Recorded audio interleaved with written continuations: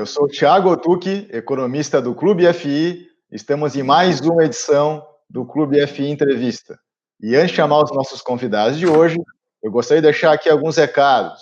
Então, como vocês estão acompanhando, em caráter excepcional, o Clube FI está concedendo desconto de 25% em todo o site. Então, se você tem interesse em comprar planos de assinatura, relatórios ou nosso curso online, aproveite então esse desconto de 25%. Então, basta você realizar o processo de compra normalmente no nosso site, o clubefi.com.br, que o desconto será aplicado automaticamente na tela de finalização do pedido.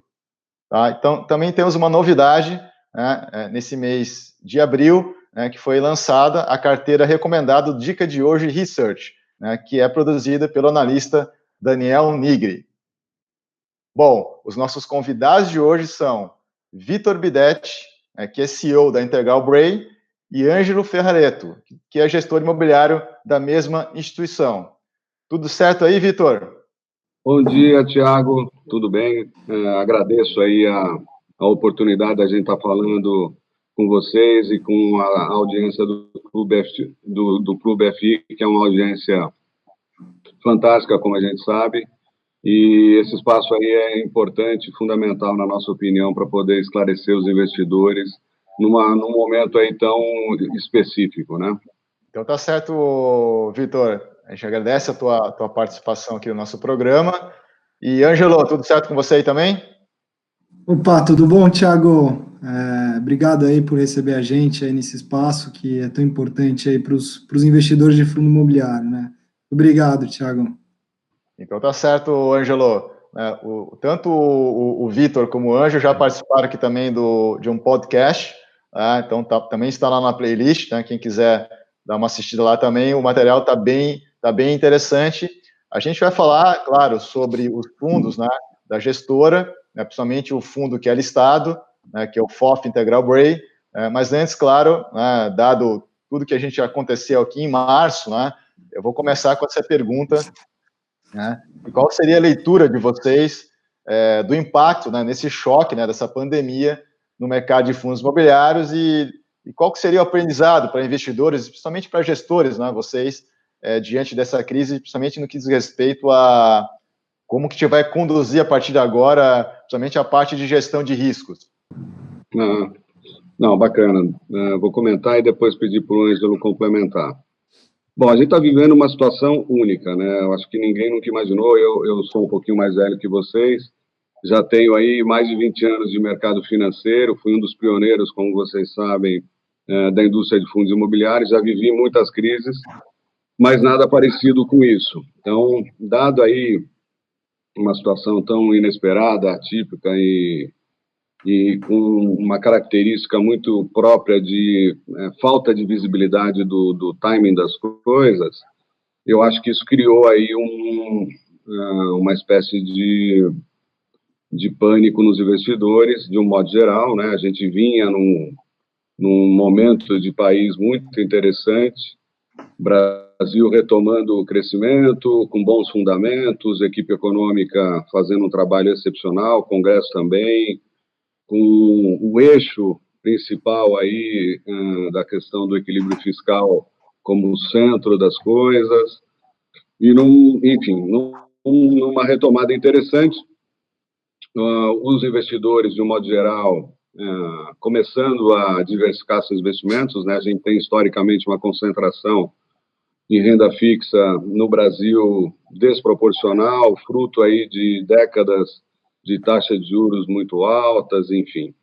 E a gente vinha nesse ritmo de melhoria da economia como um todo, crescimento, taxa de juros muito baixas, mais baixa historicamente, mas com fundamento dessa vez, né, inflação de fato muito controlada, e os fundos imobiliários vinham num ritmo muito forte e consistente de crescimento, dado que aquela tese que a gente, enfim, colocou em 1999, quando fizemos lá o primeiro fundo, que foi do Higienópolis, que esse gosto do brasileiro pelo investimento de base imobiliária, no cenário macroeconômico que a gente vinha vivendo, de fato, pôde pegar atração e a gente viu aí os números da indústria de fundo imobiliário crescendo exponencialmente, número de investidores batendo recordes consecutivos mensalmente. E a gente se deparou aí, no meio desse processo de crescimento e no meio desse movimento dos investidores, de um modo geral, em direção à renda variável, buscando diversificação, uma situação inesperada como essa. Foi um susto, está sendo ainda um momento aí em que as pessoas, investidores, enfim, todos os agentes estão absorvendo os impactos do que está acontecendo, e como eu disse, a falta de visibilidade para o momento de retomada é que cria essa insegurança adicional e que faz aí os investidores se movimentarem.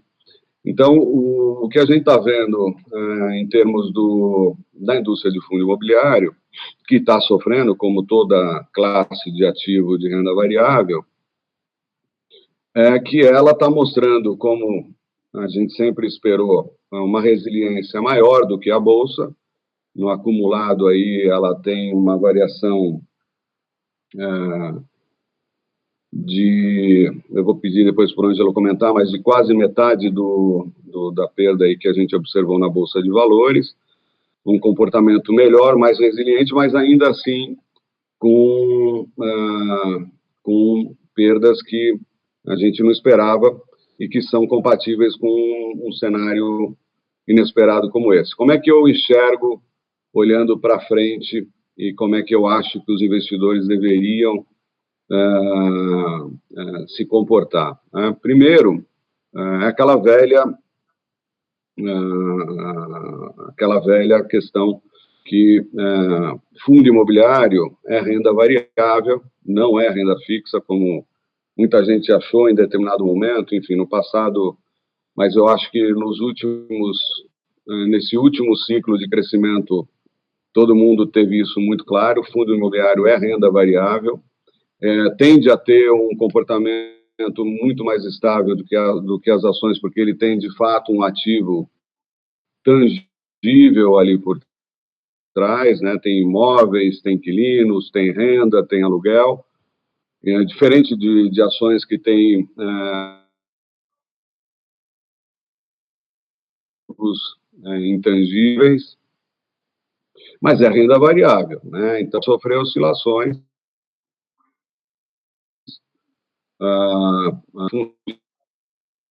de crises como o que a gente está vendo agora. O que eu entendo aí, Tiago, é que, apesar da intensidade dessa crise, eu ainda acho que ela tem um percurso relativamente rápido.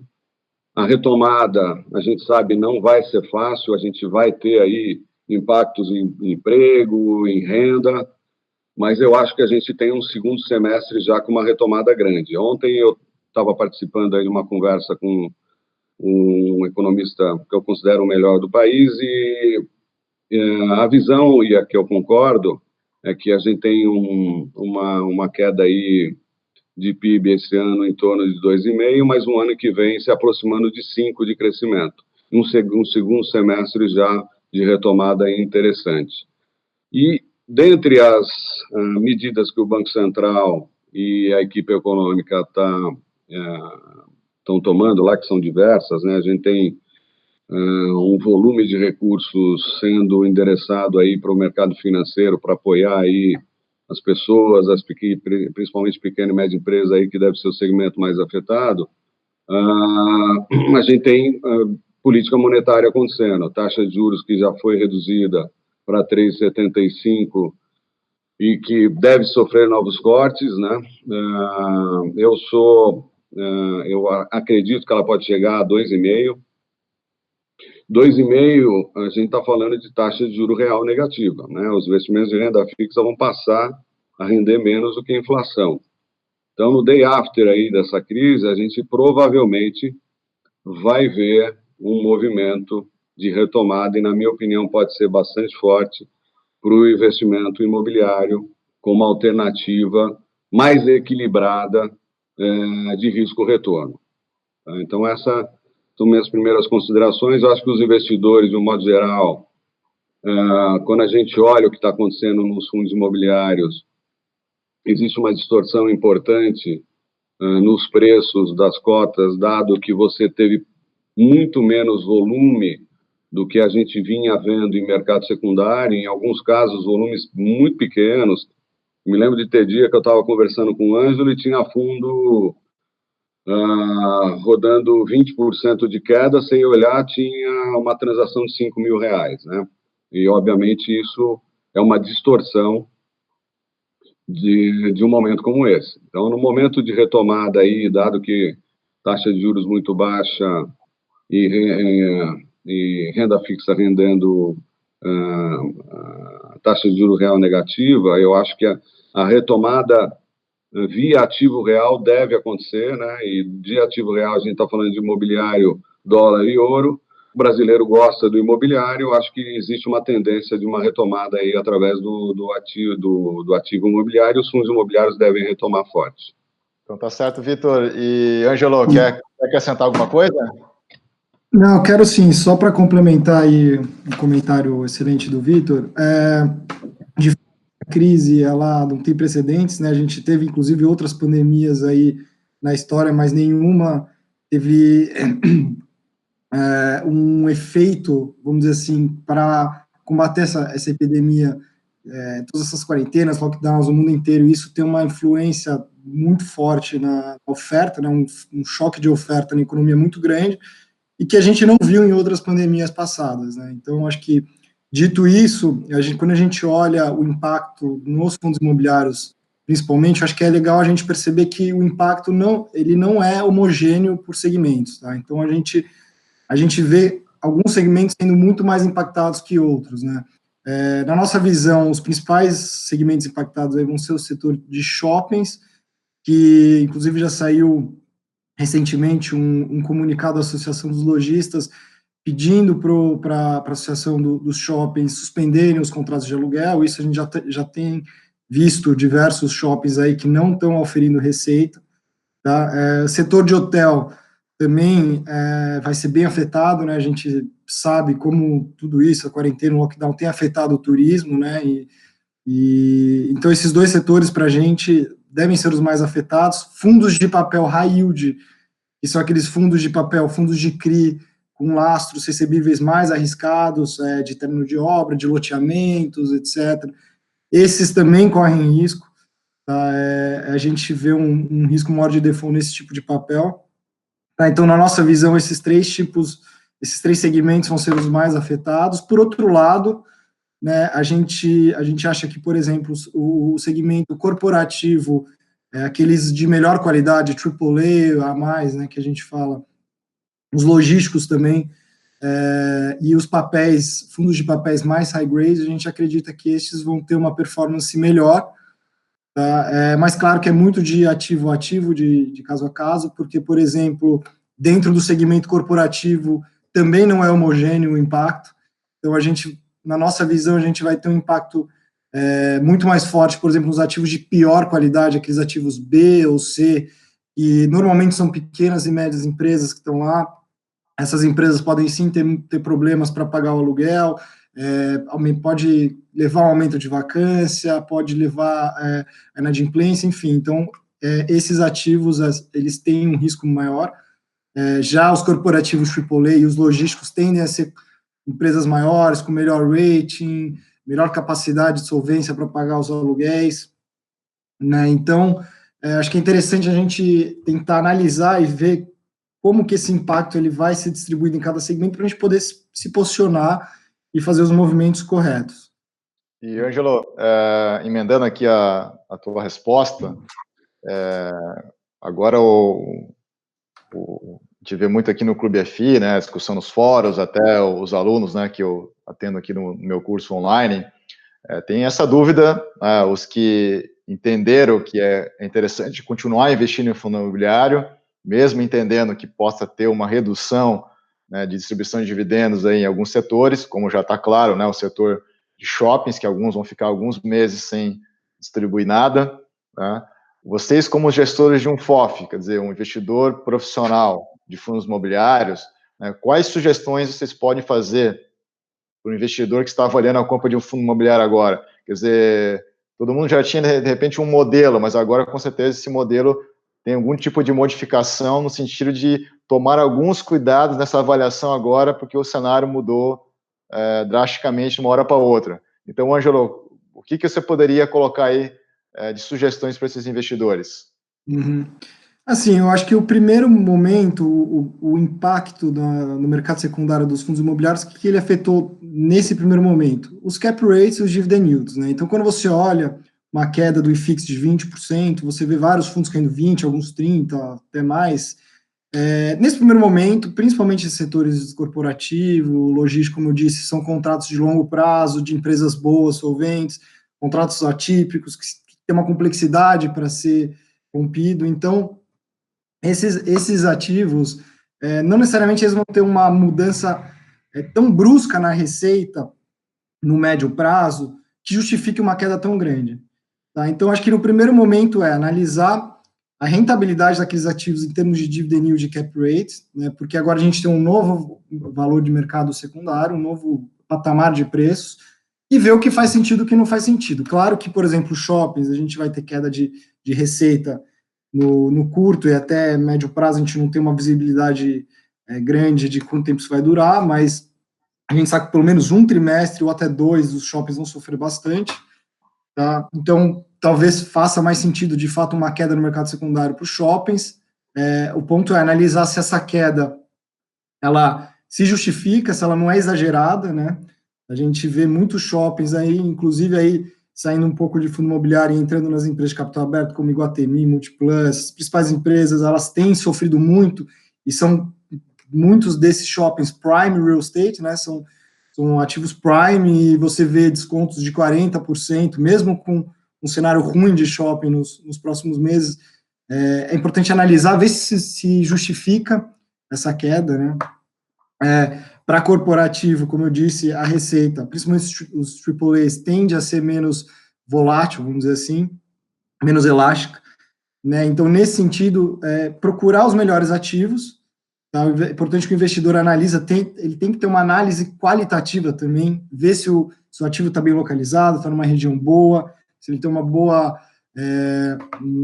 boa qualidade construtiva, né? Ativos normalmente com melhor acabamento, os AAAs, né, que a gente fala, esses ativos tendem a manter o valor mais no longo prazo, né? Então, avaliar caso a caso, ver se, dado o novo patamar de preços que a gente tem visto no mercado secundário, ver se faz sentido, o que faz sentido de queda.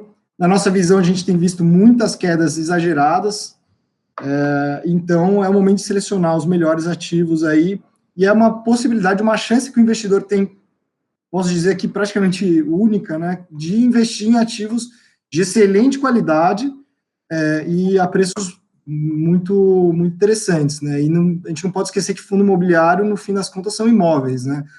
Então, o imóvel vai continuar lá, os imóveis bons vão continuar lá, o corona vai passar, o efeito dessa crise vai passar, mas os imóveis continuam, e como o Vitor disse, é um choque forte de oferta que a gente teve nessa crise, mas a demanda ela está reprimida, e ano que vem deve ser um ano forte, inclusive até o segundo semestre desse ano, dependendo de como andar a contenção do surto, o segundo semestre já deve ser bom. Então, não esquecer que estamos fazendo investimentos de longo prazo, estamos num momento transitório que está afetando bastante os preços no mercado secundário, ver se faz sentido em termos de projeção de queda de receita, ver se faz sentido considerar agora um aumento de vacância ou não, para quais tipos de segmento, como eu disse, cada segmento tem um impacto diferente, né, para avaliar e investir sempre com um horizonte de longo prazo, né? Fundo imobiliário é investimento de longo prazo, então você tem que ter um horizonte de, no mínimo, aí, 3 anos de investimento. Dado que isso é um surto passageiro, transitório, né, muitos dos valuations no mercado secundário hoje, na nossa visão, estão exagerados. Certo, Ângelo. E então, entrando agora, para o pessoal entender, conhecer um pouco, né, dos gestores que estão tomando as decisões de investimentos, né,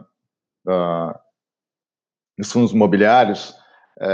Então, gostaria que vocês falassem um pouco da equipe, né, da experiência da equipe aí da Integral Brain, né, e também, enfim, um pouco de como que está posicionado hoje o fundo, né, que é opera o fundo que vocês têm listados, né, eu sei que vocês têm outros veículos também de investimentos, o FOF Integral Break, que opera sob o código IBFF11, né, então, fale um pouco aí da gestora, um pouco do como está posicionado hoje o fundo. Legal. Falar um pouquinho da gente e depois eu peço para o Ângelo comentar o FOF. Bom, como eu comentei antes, Thiago, eu fui um dos pioneiros da indústria, fui um dos fundadores da Brasília lá em 99, a gente começou a desenvolver, dentre outras indústrias, a indústria de fundo imobiliário, né? Em 2014, em função da venda da Brasília, em 2012 ao BTG, eu fundei uma nova companhia, a princípio como BREI, uma nova gestora, focada no setor imobiliário. Em 2015, me associei ao Grupo Integral e a gente, enfim, vem desenvolvendo um trabalho de uma plataforma que detém 3 veículos, 2 gestoras e uma DTVM, com 2 classes de especialização, o imobiliário e crédito estruturado. A Integral foi fundada pelos meus sócios há 20 anos atrás também, tem foi pioneira também, muita tradição em crédito estruturado, e a gente tem lá hoje como plataforma aproximadamente 12 bi e meio sob gestão. Tá? Desses 12 bi e meio sob gestão, a gente tem aproximadamente aí 2 a 3 bi em fundos imobiliários captados em estruturação, dentre eles ofertas 476 que a gente fez, e como você mencionou, um FOF foi captado ano passado e que a gente vem fazendo um trabalho excelente, né? Eu acho que aí eu vou pedir de novo para o Ângelo comentar um pouco mais em detalhes, mas a gente acaba que por essa experiência, né? Eu tenho, como eu mencionei, mais de 20 anos como especialista financeiro imobiliário. A gente lá na Brasília desenvolveu, acho que o principal case de mercado. E eu montei uma equipe que tem aí, dentre os participantes, gente que vem da própria Brasília. O Ângelo, que foi Credit Suisse, já está com a gente lá, está indo para 4 anos, se não me engano, né, Ângelo, que vem justamente com esse background de área de research, trabalhando no Credit Suisse. A gente tem um núcleo de especialistas lá de 6 pessoas, num grupo de 40, nessa plataforma que eu mencionei, com 12 bi e meio sob gestão, mantendo os núcleos de especialização, e no caso do real estate, aí liderado por mim, né? Então, a gente tem uma experiência quase única aí, olhando para o mercado hoje em real estate. No caso do FOF, a gente tem outros veículos, como eu mencionei, tem fundo de desenvolvimento residencial, equity, tem fundo de crédito, enfim. Cada um deles, a gente está desenvolvendo um trabalho perante aí o momento e crise, mas a gente está muito bem posicionado em todos, isso fruto de um trabalho de muita experiência, com alta especialização, que era a nossa tese quando fundamos a Brasília lá em 99, que mercado real estate, ciclo longo, complexidade alta, demanda especialização, e a gente tem isso lá no nosso grupo, com esse DNA aí que eu carrego há 20 anos. No caso do FOF, especificamente, eu vou passar para o Ângelo detalhar.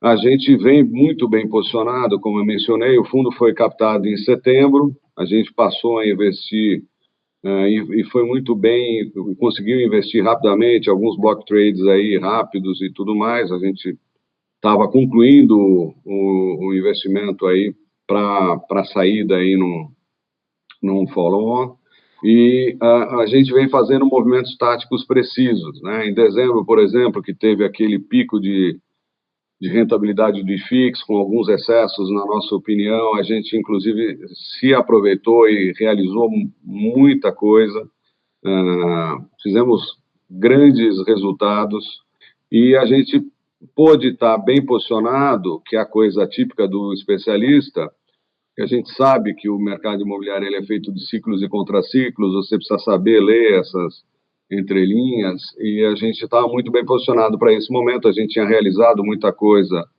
Em dezembro, por exemplo, tinha um caixa bastante razoável agora, nesse momento da crise, e pôde fazer, obviamente, movimentos cirúrgicos aí, né? Então, Dito isso aí, eu passo a palavra para o Ângelo para falar um pouquinho mais sobre o FOF. Acho que para a gente comentar o momento atual do FOF, acho que é legal a gente relembrar qual que era a nossa tese de investimento lá atrás, quando a gente fez o fundo, tá? Lá em setembro. Inclusive o nosso material publicitário. A gente tinha como tese investir principalmente em ativos AAA, que a gente via que tinha uma possibilidade de ganho de capital, focado principalmente no estado de São Paulo, para logísticos também ativos de boa qualidade, né? Então, nosso foco principal era, de fato, ganho de capital. Então, a gente tem um viés fundamentalista de avaliar os ativos, ver o upside que a gente tem em cada um deles, e nesse sentido, a gente caminhou para nossos movimentos táticos que o Vitor mencionou, né? A gente, já em dezembro, o IFIX subiu mais de 10%, foi o recorde histórico do IFIX. A gente já viu que tinha muito exagero, a gente já imaginava que ia ter alguma correção.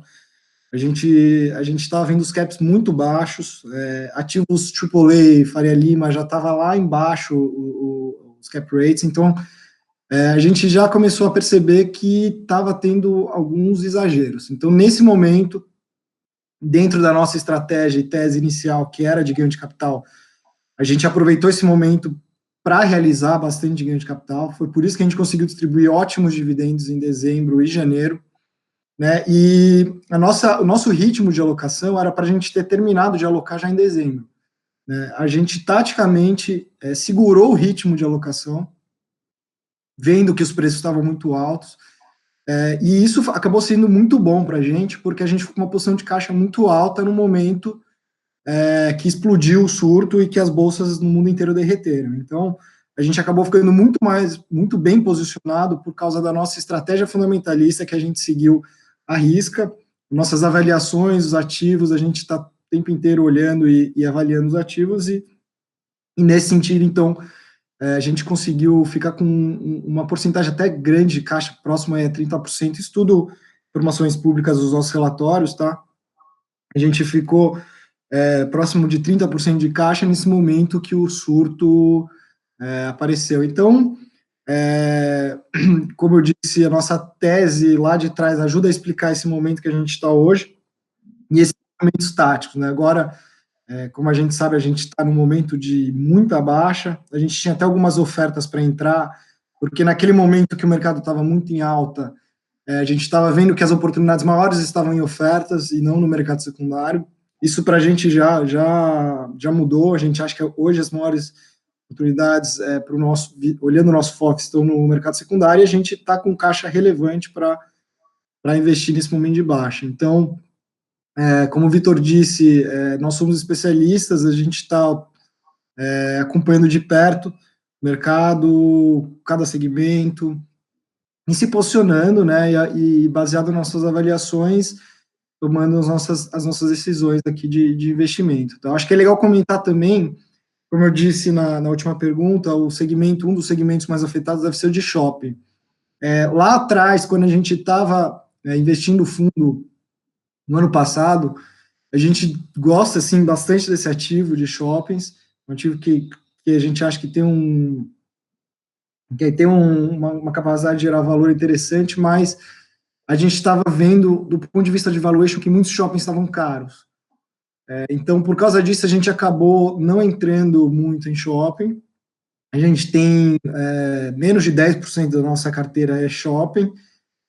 E, mais uma vez, né, a gente acabou se beneficiando pela nossa disciplina fundamentalista acabamos não entrando em shoppings, e hoje os shoppings que estão sendo muito afetados, a gente tem muito pouco na nossa carteira. Então, isso também mostra que a gente está bem posicionado, né? Eu acho que essa é uma lição importante aí que essa crise trouxe, né? A gente nunca vai conseguir prever uma pandemia que nem essa, mas se você segue os seus princípios fundamentalistas de investimento, você vai estar bem posicionado. E é o que a gente tem feito. E, Ângelo, então, no momento que, agora já no começo de março, uma coisa começou a se intensificar, e as correções de preço no mercado, então o FOF estava com 30% em caixa, e como você falou, quer dizer, antes a lógica era participar dessas chamadas ofertas 476, até explicando, né, o Vitor colocou, né, que a A Integral Bray tem, além do fundo listado, que é para o varejo, também tem fundos que podem ser listados também, né, fundos imobiliários, só que são via oferta 476, que não é destinado ao varejo, né, mas tem e são fundos listados, né?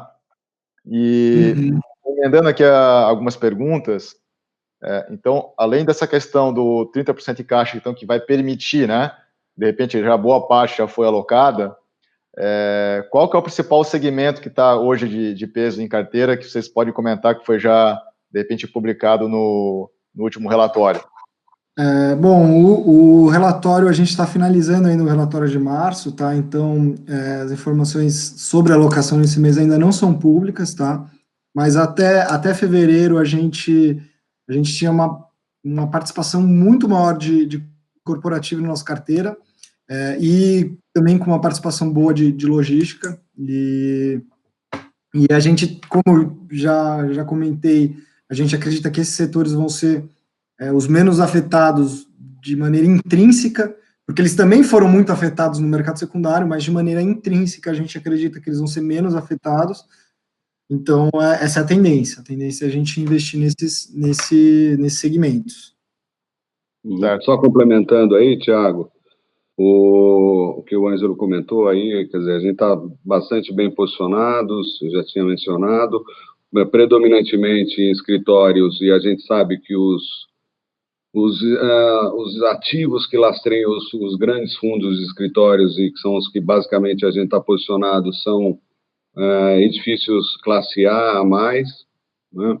A gente, olhando para a oferta desse tipo de ativo, a oferta já está dada, a oferta é relativamente pequena, você não tem grandes lançamentos, e o que eventualmente estiver saindo agora provavelmente vão esperar, então esses ativos devem sofrer bem menos. A gente acha que pequena e média empresa vai ser, obviamente, mais afetada, então segmentos B e C de escritórios devem sofrer. O A mais, eu acho que não, né? A Faria Lima, você não tem mais muito o que sair, os ótimos endereços de São Paulo também não, eles não são replicáveis, né? Então, esse é um posicionamento muito bom. Logística, que é um outro segmento que a gente está bem posicionado, em muitos casos aí são empresas de e-commerce que estão, muito pelo contrário, aí com um faturamento até crescendo.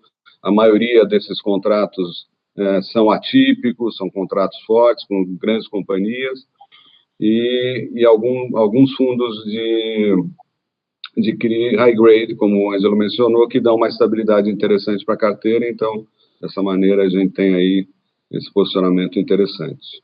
E, de repente, Ângelo, você conseguiria responder essa pergunta? Eu já, aqui no Clube FI, já publiquei um artigo, eu já fiz vídeo sobre isso também. Eu sou cotista de FOF, né, de fundos imobiliários, mas está longe de ser um consenso aqui entre os investidores das vantagens, se faz sentido ou não, né, o investidor alocar nesse tipo de fundo. Você poderia falar quais são as vantagens para o investidor investir em um FOF? Bom, a principal vantagem de um FOF é exatamente o fato que você delega a gestão para um gestor especializado que está lá acompanhando diariamente o mercado, que conhece as nuances do mercado, cada segmento, né? É um produto que ele é ideal, principalmente para quem está entrando nessa indústria de fundos imobiliários, pessoa que já tem lá seus investimentos de renda fixa, às vezes até investe um pouco em ação, fala, bom, vou investir em fundo imobiliário.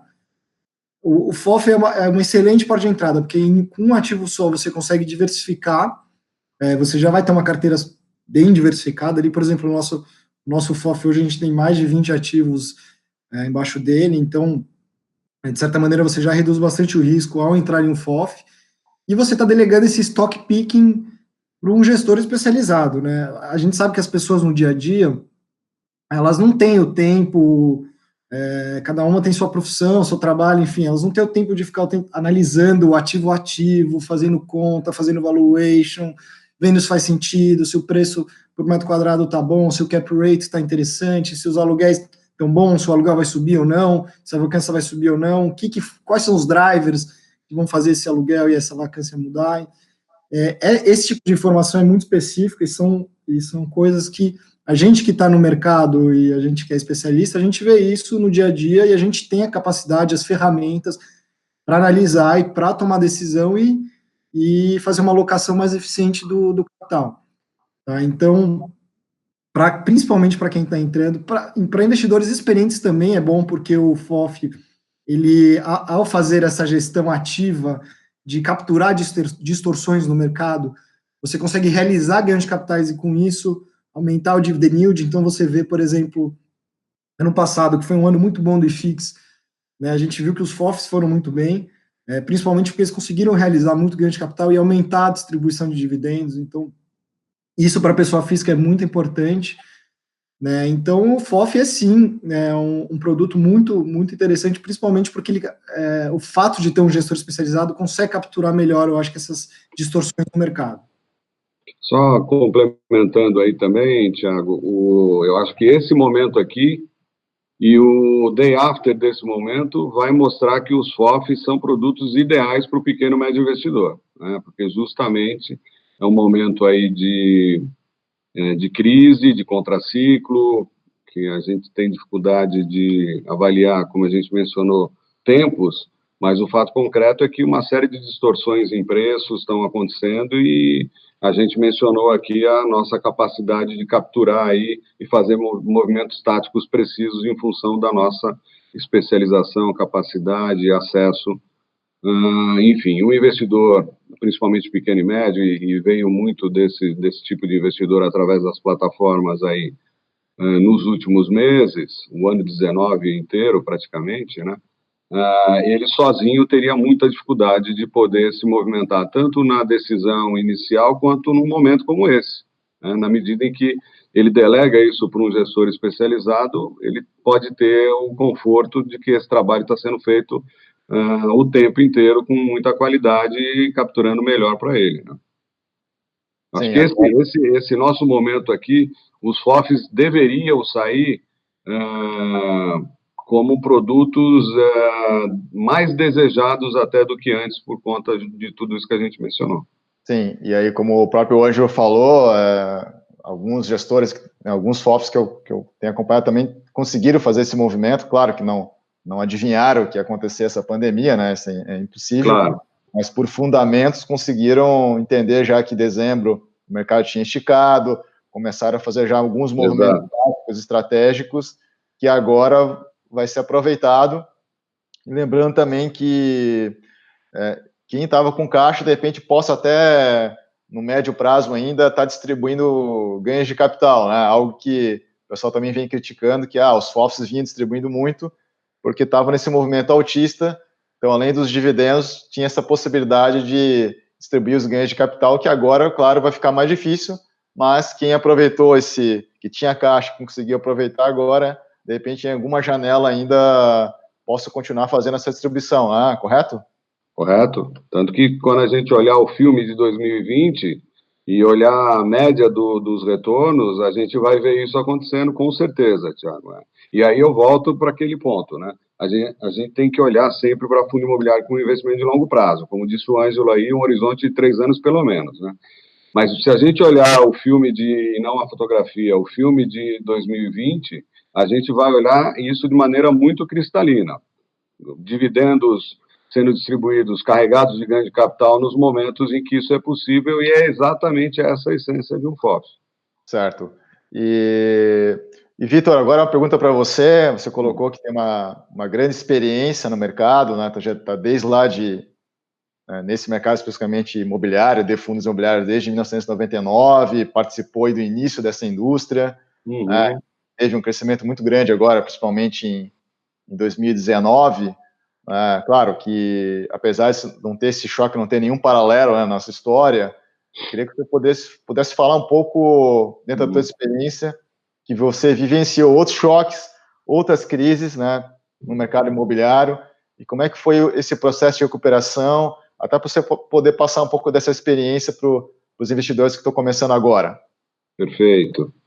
Então, de fato, passei por várias delas. Eu acho que é inevitável a gente comparar com 2008, que foi uma crise de grande profundidade, com origem diferente, mas que teve origem, inclusive, mas com dimensões globais também, mas que teve origem, inclusive, no mercado imobiliário, que foi a história da bolha lá, nos Estados Unidos, enfim. O que a gente viu a partir daquela crise ali é que os movimentos, tanto nos Estados Unidos quanto no resto do mundo, foram feitos movimentos anticíclicos, como que a gente está vendo acontecer agora também. Superou a expectativa, a capacidade, inclusive, dos Estados Unidos de retomada rápida de crescimento, apesar da profundidade daquela crise. Ela, naturalmente, foi mais longa do que se espera que seja essa, né? Essa, como eu mencionei, ela era completamente imprevisível, ela é muito intensa, a gente não consegue precisar aí qual é o tamanho em tempos desse ciclo, mas ela tende a ser mais rápida.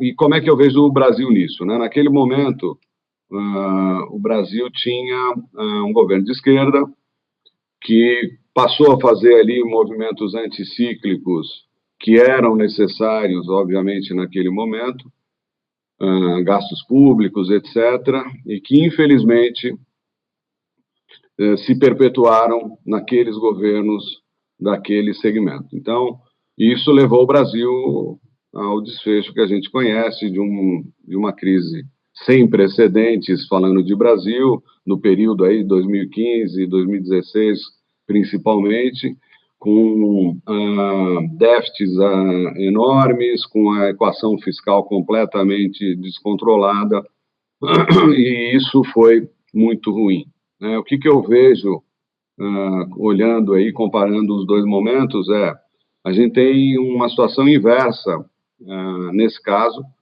nesse momento no Brasil. A gente está vendo aí, um governo liberal, um ministro da Economia essencialmente liberal e fazendo o que tem que fazer, que é movimento anticíclico, gasto público, para poder amenizar os efeitos da crise.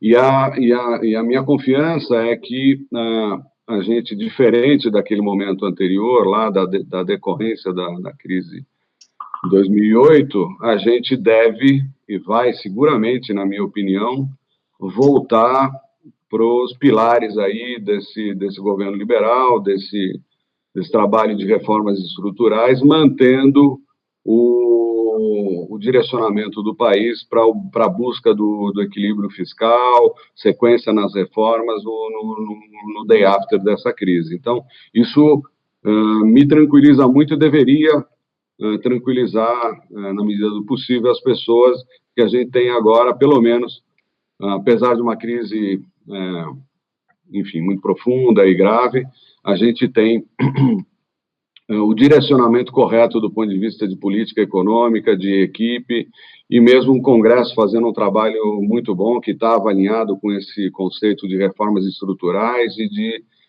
equação fiscal. Então, eu achei esse paralelo interessante, porque se a gente não tivesse um governo, uma política liberal, econômica, como a gente tem aqui, me preocuparia muito a gente ter e viver de novo o que a gente viveu como consequência de política anticíclica da crise de 2008, se perpetuando aí gastos. E eu acho que a gente não, tenho certeza, tenho convicção de que nesse caso aqui a gente não vai ver isso acontecer, muito pelo contrário. O ano que vem a gente já retomando aí a trajetória de fiscal no rumo correto. Então tá certo, Vitor. E como já foi comentado aqui, a Integral Bray tem outros veículos de investimentos na área imobiliária, então também trabalha com incorporação. Eu já havia conversado com o Ângelo em outro momento, né? Uhum. Também seria interessante, não sei se o Ângelo pode responder, dentro desses fundos de incorporação que vocês têm, vocês já estão conseguindo ter esse contato direto lá na ponta, né, que está acontecendo no mercado imobiliário, né, em termos principalmente de vendas, né, até para a gente poder ter um termômetro melhor do que está acontecendo aí dentro da atividade econômica nesse segmento imobiliário. Então, não sei se o Ângelo ou o Vitor poderiam falar um pouco desse. Eu posso comentar e, eventualmente, o Ângelo depois complemento. A gente tem veículos de incorporação residencial, né, FIP. A gente tem um fundo que investiu em 5 projetos e enfim, estava numa captação de uma segunda emissão. Esses 5 projetos, parte deles estão performados, outros ainda em fase de obra. E o que a gente está vendo agora é uma parada, de fato, uma redução importante nas vendas em função do impedimento das pessoas de visitar os estandes, e a gente sabe que isso, na venda imobiliária, ainda é um componente importante. Mas o mercado todo se movendo, e a gente também, no sentido aí de adaptar os modelos e os processos de venda para venda online, cada vez mais ganhando força. No nosso caso aí, dos nossos projetos, a gente já vem assinando contratos online, né, processo todinho digitalizado. Não tivemos nenhum caso de distrato. Por exemplo, distrato é um negócio que ainda não passou nem perto. Óbvio que a gente já tem primeiros contatos de clientes em termos de renegociação, uma parcela, 2 parcelas, que é normal, isso está acontecendo, mas os bancos, por exemplo, continuam fazendo liberações dos planos de empresário, isso não mudou. Uma coisa interessante, um dos nossos projetos do FIP estava em fase de repasses aí para liquidação do financiamento com o banco. A gente tinha uma tranche ainda importante no início de março ocorrendo, e, para nossa grata surpresa, a gente conseguiu fazer isso de maneira antecipada ainda. Os repasses seguiram, o banco seguiu com análise dos clientes, repassando e etc. A gente conseguiu trabalhar remotamente e presencialmente em cartórios em situações específicas, e o processo funcionou. Tá? Então, o maior impacto nesse momento, de fato, é em vendas, naturalmente, mas vários movimentos aí estão ocorrendo no sentido dos processos digitais aí. Vamos ver. Eu entendo que a gente consegue retomar, óbvio, não naquele ritmo, mas vai passar aí esse momento com acho que saindo um pouquinho melhor do ponto de vista de processo, né? Acho que é basicamente isso. No fundo de crédito, a gente não teve nenhum impacto, são alguns casos que ainda estão em fase de liberação. Eu tenho um caso em Goiânia, por exemplo, que a obra precisou parar, porque lá o governo do estado aplicou a risca aí essa história da paralisação, e lá as obras tiveram que parar. Provavelmente retoma mês que vem, então é um gap aí de 2 meses, alguma coisa assim, que não vai comprometer o resultado do negócio. E, Ângelo, de repente, até que a gente tinha conversado anteriormente, a grande preocupação, claro, do que já está em operação ali, tem, como o Vitor falou, né, óbvio, tem um processo aí que deu uma esfriada, mas o mercado também vai se adaptando.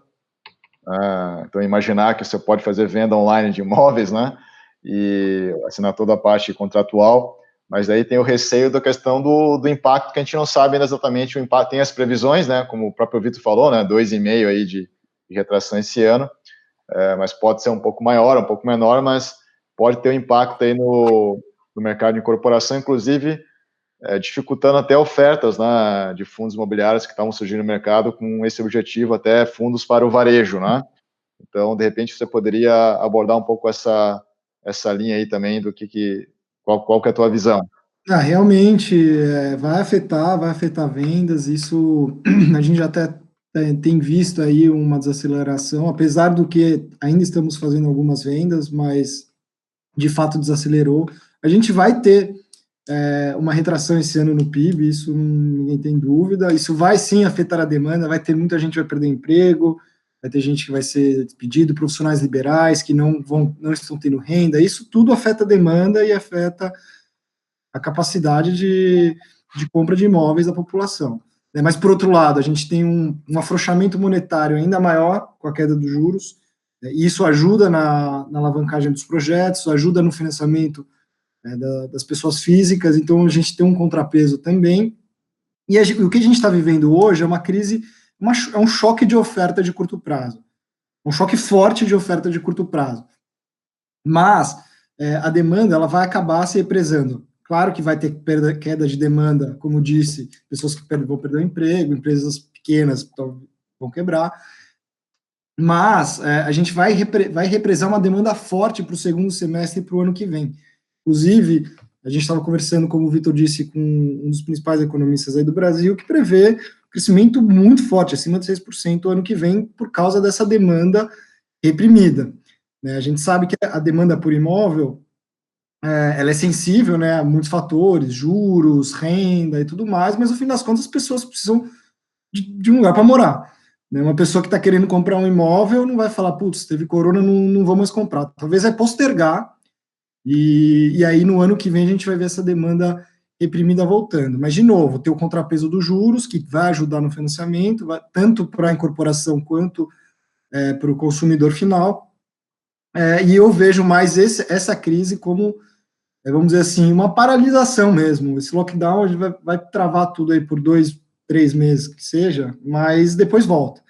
Né? Então, a gente acredita que o segundo semestre e o ano que vem, principalmente, vai ser muito forte em termos dessa demanda represada. Então, tá certo, Ângelo. Então, a gente está chegando aqui na parte final da entrevista. Então, como padrão aqui no nosso programa, eu gostaria que vocês fizessem, então, as considerações finais para a gente poder encerrar. Então, começando aqui, então, pelo Vitor. Tá legal. Vamos lá, Tiago. Olha, mais uma vez agradecer aí a oportunidade e parabenizar pelo programa. Tentar deixar uma mensagem positiva, né? Não dá para ser otimista nesse momento, é claro que não, mas eu procuro sempre olhar aí o lado positivo das coisas, e eu entendo que no caso específico do mercado imobiliário, é um pouco de tudo do que a gente falou, né? A gente tem um choque muito relevante por alguns meses, né? A gente, enfim, primeiro semestre aí de recessão importante, o início de retomada no segundo semestre, muita coisa ficando represada e como já mencionado, um ano que vem com uma previsão de crescimento por volta de 5% do PIB, em função primeiro de uma diminuição de base, mas em função de uma demanda reprimida que vai acontecer entre o segundo semestre e o ano que vem. Como eu já mencionei, o que está acontecendo do ponto de vista de política monetária, redução de taxa de juros para níveis mais baixos ainda do que a gente já vinha, e levando a gente para um cenário, como em outros países do mundo, taxa de juros real negativa, eu acho que o mercado imobiliário, numa visão de médio e longo prazo, tende a se beneficiar muito. A gente está ainda engatinhando aqui em várias dimensões, no próprio crédito imobiliário. A gente cresceu por um período aí do ciclo anterior, saindo de 1,5% do PIB e alcançando 10%, e, na minha opinião, a gente está só no meio dessa estrada. Acho que o crédito imobiliário no Brasil tende a alcançar e estabilizar ao redor de 20%.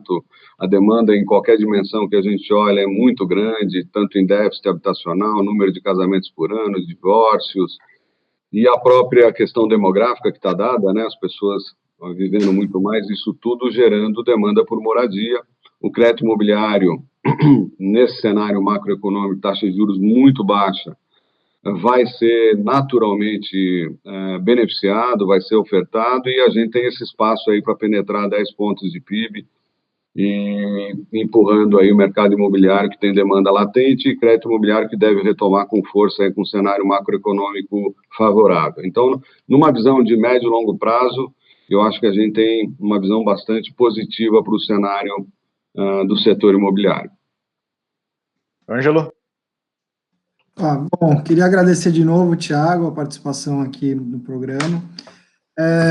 Eu queria também parabenizar o trabalho de vocês, porque realmente é muito importante trazer essas informações, esse conhecimento, essa educação para os investidores. Né? Ano passado a gente viu a explosão de aumento de número de investidores nesse mercado, então é muita gente nova entrando, muita gente que não conhece, que acaba, às vezes, tomando decisões precipitadas, por isso o trabalho de vocês é tão importante, né? A gente, hoje, como o Vitor disse, o mercado, principalmente de fundos imobiliários no Brasil, ainda é muito incipiente, está engatinhando. A gente, comparando, por exemplo, com os Estados Unidos hoje é um mercado de quase $1,5 trilhão de dólares, aqui no Brasil está indo perto de 200 bilhões de reais, então... Que é só um parênteses, isso representa só 3% da indústria de fundos de investimento, né? Uhum. Então, assim, a gente tem um caminho gigante ainda para percorrer, o mercado ainda vai amadurecer. Eu acho que o que a gente viu no mercado secundário, nesse momento de coronavírus, indica essa falta de maturidade do mercado, porque a gente viu a liquidez despencando e isso fez muitos preços caírem de maneira exagerada, muita volatilidade que a gente não está acostumado com o fundo imobiliário. Isso, para mim, também é um pouco do reflexo de ter muitas pessoas físicas que entraram há muito pouco tempo e talvez não conheçam muito bem a dinâmica e acabam se desfazendo, vendendo ativos que muitas vezes têm fundamentos bons, mas por aquele momento de pânico acaba se desfazendo. Então, por isso o trabalho de vocês é tão importante, de trazer conhecimento, trazer informação e trazer esse amadurecimento do mercado que a gente vai ver aí ao longo do tempo. Então, agradecer de novo, Thiago, parabenizar aí pelo trabalho e de bom. Então tá certo, Ângelo. Então também te agradece a tua participação aqui, na verdade também o Vitor, né, agradecendo a participação, a segunda participação, né, a primeira aqui no BFI Entrevista, mas já haviam participado no nosso podcast, então acho que o conteúdo ficou interessante e vamos ver se a gente, então, logo mais a gente volte a conversar aí num cenário mais positivo aí, mais otimista para o nosso mercado, tá certo? Tá ótimo. Obrigado então, aí, viu, Thiago? Então tá certo. Então, também um grande abraço aí para a nossa audiência e até o próximo programa.